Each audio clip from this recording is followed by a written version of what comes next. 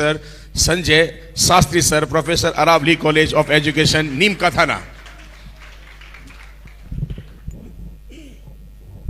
सभायै नमः। निम्बार्क संप्रदाय के उद्गम स्थल गणेश्वर सभ्यता के किनारे बसे हुए छोटे से शहर संसद शहीद जेपी यादव की धरती और राजस्थान के नवीनतम जिले नीम का थाना से मैं छोटा सा प्रतिनिधि संजय शास्त्री महाराजा गंगा सिंह जी, महाराजा बीका सिंह जी और मां करणी की धरती को वंदन और प्रणाम करता हूं। परम सम्मानित मंच, हालांकि समय की सीमा है, छंगानी सर, मर्दुल सर, मंगल सर और चेयरमैन सर, सभी को हार्दिक अभिनंदन, नमस्कार, प्रणाम। युवा भारत की युवा तस्वीर। सबसे पहले जहां बात इनोवेशन की हो रही है, मैं वादा करता हूं यदि आप मुझे तसल्ली और तसल्लुफ से सुनेंगे तो शायद आप कुर्सी छोड़ेंगे नहीं।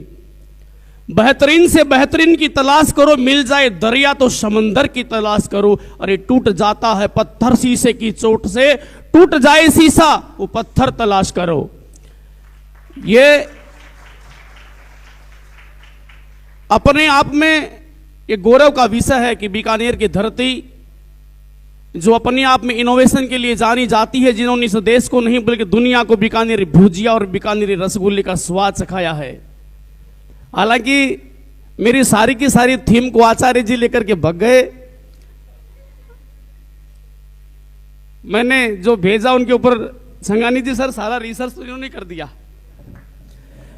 लॉर्ड मेकाले 1835 में भारत में आया था सर, और उसका एक उद्देश्य था कि भारत को गुलाम ऐसे नहीं बनाया जा सकता, क्योंकि भारत सभ्यता और संस्कृति से पराकाष्ठा से परिपूर्ण है। इसलिए उसने सबसे पहले भारत को खंड विखंड करने की कोशिश करी। हमारे युवा हमारी माटी में, हमारी धरती में, जहां सोना उपजने वाली धरती थी, उस धरती को गरीब बना दिया। जहां सोने की धरती, सोने का देश कहलाने वाला यह देश गरीबी की पराकाष्ठा में चला गया। 47 में जब देश आजाद हुआ, उसके कुछ ही दिनों के बाद 1952 में पहली बार पंचवर्षीय योजना का आगाज हुआ, जैसा संगानी जी जैसे सर समझते हैं। उस पहली पंचवर्षीय योजना में एक उद्देश्य रखा, कृषि और विकास। कृषि और विकास के बाद में एक योजना और दूसरी पंचवर्षीय योजना 1957 में आई, जिसका मूल मकसद रखा औद्योगिक विकास।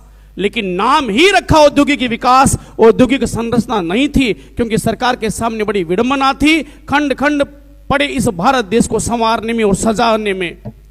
उसके बाद लोग आते गए, सरकारी जाती गई, रहती गई, गरीबी हटाओ के नारे से सरकारें शुरू हुई, लेकिन गरीबी बढ़ती गई। गरीब वैसे की वैसे ही रहा, अमीर अमीर बनता चला गया, गरीब गरीब बनता रहा। आज मैं पूछना चाहता हूं इस युवा बैठी हुई पीढ़ी से, आपको पूछे कि आप 12वीं करने के बाद क्या करेंगे, जवाब आएगा बीए। बीए करने के बाद क्या करेंगे, एमए। एमए के बाद क्या करेंगे, खाली डोलेंगे। इसके अलावा कोई काम है क्या? सबसे बड़ी बात इस देश में है तो वो ये रही है, जो हमें विदेशों में मैंने देखा है, विदेशों के लोगों को सामने उनके पास शिक्षा के साथ साथ में रोजगार गारंटी है, जो हमारे यहां नहीं है। यदि रोजगार की गारंटी है तो शायद आपके बीच में, आपके मन में वो संकल्प होना चाहिए कि मैं इस देश के लिए कुछ कर गुजरूंगा। लॉर्ड मेकाले ने हमें नौकर बनाने की कोशिश करी, हम नौकरी देने वाले नहीं बन पाए, आज नौकरी के पीछे भग रहे हैं। अमेरिका ने अभी 2022 में घोषणा करी है कि दुनिया के कोई भी औद्योगिक जो इनोवेशन रखता हो आए, उसको हम सहायता देंगे, सहायता प्रदान करेंगे। लेकिन शर्त उसकी यह है कि अमेरिकी लोगों के हित का वो उद्योग होना चाहिए। हमारे यहां ऐसा नहीं है। कोलकाता में टाटा वाला रतन जी टाटा वो नैनो का उद्योग लगा रहा था, लेकिन वहां समस्या हो गई, वो गुजरात में लगा। मोदी ने आते ही घोषणा करके स्किल इंडिया, मैं पूछना चाहता हूं यहां बैठे हुए मंच से, इंडिया ने कितना स्किल प्राप्त किया, स्टार्टअप कितना हुआ, कितना धरातल पे उतरा, ये चिंतन और सोच का विषय है। राजस्थान के भावी मुख्यमंत्री बनते ही बहुत अच्छा किया उन्होंने। पहली साल में उन्होंने राइजिंग राजस्थान 2024 का आयोजन किया, विदेश में गए, निवेशकों को लेकर के आए और घोषणा करवाई कि 30 लाख करोड़ का निवेशक हम करवाएंगे। लेकिन सर यह महत्वपूर्ण बिंदु है कि 30 लाख धरातल पर कितना उतर पाएगा। पूर्व में गहलोत सरकार और राज्य सरकार ने भी करवाया था, क्या कितना धरातल पे उतर पाया कि नहीं उतर पाया? अरे आप विदेशों में घूम रहे हैं, उससे पहले हमारी युवा पीढ़ी को तैयार कीजिए जो कुछ कर गुजरे। जिंदगी जीना आसान नहीं होता, बिना मेहनत की हासिल तक तो ताज नहीं होता। अरे ढूंढ लेना अंधेरों में मंजिल अपनी तुम, क्योंकि जुगनू कभी रोशनी का मोहताज नहीं होता। जब सर राम मंदिर की स्थापना हो रही थी अयोध्या में, उस वक्त आवश्यकता पड़ी दीपक, मिट्टी के दीपक। इस माटी में इतना इनोवेशन है, इतना उद्योग है, केवल सोचने की आवश्यकता, देखने की जरूरत है। वो आंख चाहिए, लेकिन वो आंख है नहीं। वहां 30 लाख दीपक की आवश्यकता पड़ेगी, 30 लाख दीपक चाहिए। जो बर्तन बनाता कुम्हार चले गए, छोड़ के नहीं कर पाएंगे।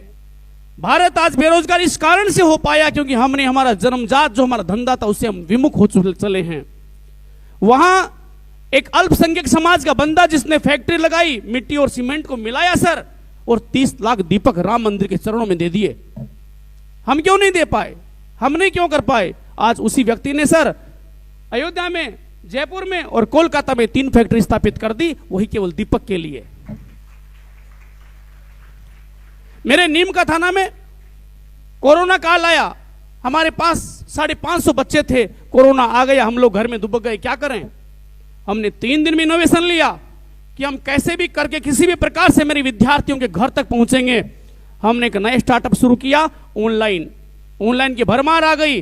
चाणक्य गुरु नामक संस्था हमने शुरू करी और आज 1 लाख बच्चे उस ऑनलाइन का फायदा ले रहे हैं। सर हमारे यहां गाय हैं, बीकानेर तो गायों की धरती है। वैसे भी हमारे नीम का थाना में दौलत राम जी गोयल करके एक गोपाल गौशाला का संचालन करते हैं। उन्होंने गाय के गोबर से वो ईंधन तैयार कर दिया जिससे हम घर में दाह संस्कार में, माता की जोत में या अन्य जगह एक नया इनोवेशन दे दिया। और जहां पेड़ों की कटाई नहीं हो सकती, ये जैसलमेर, बीकानेर और जोधपुर विष्णुइयों की धरती है, हम पेड़ों को काटने से मना कर चुके हैं, गाय के गोबर से हम काम कर रहे हैं। ये नया इनोवेशन है, हमें पहचानने की जरूरत है, लेकिन हम पहचान नहीं पा रहे हैं। आज मैं साइकोलॉजी का प्रोफेसर हूं, मुझे पता है शुरुआत होती है आवश्यकता से, क्योंकि आवश्यकता ही आविष्कार की क्या है, जर्नी है। ये आवश्यकता आपको पहचानने की जरूरत है। हिंदुस्तान पहचान नहीं पा रहा अभी भी। इलेक्ट्रॉनिक व्हीकल्स 90% आज चाइना भेज रहा है, क्योंकि उसने आवश्यकता को पहचाना, हम नहीं पहचान पाए। और इसके लिए जरूरी है सृजनशील होना। आपके अंदर क्रिएटिविटी होनी चाहिए, क्रिएशन होना चाहिए। यदि आप क्रिएशन नहीं करेंगे तो आपका जीवन शून्य है। साहित्य कहता है, साहित्य संगीत कला हीन ते साक्षात नर बिन पुच्छ विषाणहीन। साहित्य संगीत और कला नहीं है, वह व्यक्ति बिना पूछ के पशु के समान है। लेकिन मैं कहता हूं यदि आप में सृजनशील नहीं है, आप आवश्यकता को नहीं पहचाना, तो आपका जीवन भी शून्य है। जिंदगी जीना आसान नहीं होता, बिना मेहनत के हासिल तक तो ताज नहीं होता। जब तक ना पड़े हथौड़ी की चोट पत्थर पर, तो पत्थर भी कभी भगवान नहीं होता। भगवान बनाने के लिए हमारी तीसरी आई को, आंख को जिंदा करना पड़ेगा। उस चिंतन, उस विचार को जिंदा करना पड़ेगा। इस मिशन का, इस इनोवेशन का, इस सेमिनार का तब सार्थक हो जब हमारी युवा पीढ़ी कहे कि हमें नौकरी की आवश्यकता नहीं, हम नौकरी देने वाले बने। है मादा आप में? क्या आप संकल्प ले सकते हैं कि मैं पर्यावरण का संरक्षण करूंगा, मैं नया इनोवेशन तैयार करूंगा, इस शिक्षा के माध्यम से, गुणवत्तापूर्ण शिक्षा के माध्यम से मैं दुनिया के सामने की मिसाल पेश करूंगा और मैं 5 लोगों को रोजगार दूंगा। है मादा? I will do can it. क्या आप कर सकते हैं ऐसा? कहना बड़ी बात है, कर देंगे सर, अब करेंगे कब ये पता नहीं है। डॉक्टर एपीजे अब्दुल कलाम जो आत्महत्या करने के लिए जा रहे थे, शिवानंद तिवारी ने देखा और कहा, रे इधर आ, क्या कर रहा है? सर बहन के गहने बेच के आया था, अब जाने के पैसे नहीं हैं तो मेरे पास आ। पायलट नहीं बन सका। शिवानंद तिवारी ने कहा, असफल होने का मतलब यह नहीं होता कि तेरी जिंदगी समाप्त हो गई, तू कुछ नया कर। भगवान इसलिए तुझे सफलता नहीं दे पा रहा कि तेरे भाग्य में कुछ और लिखा है। फर्क होता है खुदा और वजीर में, फर्क होता है भाग्य और तकदीर में। तुम चाहो और तुम्हें ना मिले तो समझ लेना कुछ और ही लिखा है भविष्य की तस्वीर में। कर गुजरने की मादा होनी चाहिए। आप सोचो कि मैं कर सकता हूं, आपके मन में एक चिंगारी, एक लो जले कि मैं ये कर सकता हूं। करने के लिए अच्छे विचार हो सकते हैं, आप बहुत कुछ कर सकते हैं। एक लास्ट मेरी बात कहूंगा, आप सभी लोगों ने शायद सुना होगा अरुणिमा सिन्हा का नाम सुना किसने? अरुणिमा सिन्हा का किसने सुना? बैठे हुए मैं स्टूडेंट से पूछना चाहूंगा, अरुणिमा सिन्हा कौन थी? नहीं पता। अरुणिमा सिन्हा एक टैलेंट वाली एक लड़की थी जो ट्रेन में यात्रा कर रही थी सर। कुछ मंचलों ने उनको छेड़ा, उसने विरोध किया तो उन्होंने उनको उठा करके ट्रेन से नीचे फेंक दिया। अरुणिमा सिन्हा के दोनों पैर कट गए, लेकिन उसके मन में एक लो थी, एक संकल्प था कि मैं माउंट एवरेस्ट की चढ़ाई चढ़ूंगी।